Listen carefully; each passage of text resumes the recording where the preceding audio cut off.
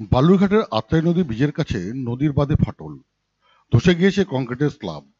বর্ষার মরশুমে নদীর জল আরো বাড়লে নদীর বাঁধ ভেঙে ক্ষতিগ্রস্ত হতে পারে বালুরঘাট পৌর এলাকা।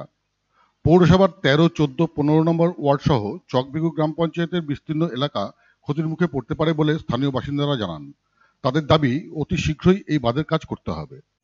আতঙ্ক বলতে আমাদের এখানে বালুরঘাট মিউনিসিপ্যালিটির ১৩, ১৪, ১৫ নম্বর ওয়ার্ডের যে বাসিন্দা রয়েছে তারা সকলেই খুবই আতঙ্কে রয়েছে, কারণ আত্রাই নদীর জল বাড়তেই থাকে এবং গতবার আত্রাই নদীর জল বেড়ে যে ভয়াবহ পরিস্থিতির সৃষ্টি হয়েছিল তা থেকে এবারের যে বাসিন্দারা এর থেকে সতর্ক হওয়ার জন্য তারা আরও বেশি আতঙ্কিত। আর এর পাশেই রয়েছে আমাদের একমাত্র যোগাযোগের প্রধান ব্রিজ আত্রাই সরস্বতী সেতু, সেই সেতুর পাশে এখানে ফুটোটা হয়েছে।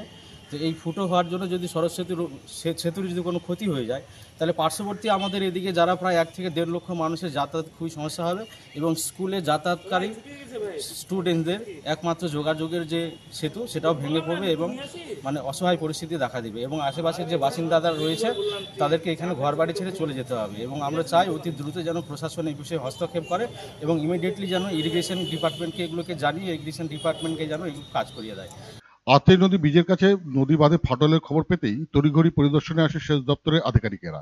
আত্রাই নদী বাঁধের ধসে যাওয়া অংশ ইরিগেশন দপ্তরের আধিকারিকরা পরিদর্শন করেন। ইরিগেশন দপ্তরের আধিকারিক অঙ্কুর মিশ্র জানান, বিষয়টি উচ্চতর বিভাগে জানানো হবে যাতে দ্রুত মেরামতের কাজ করা যায়।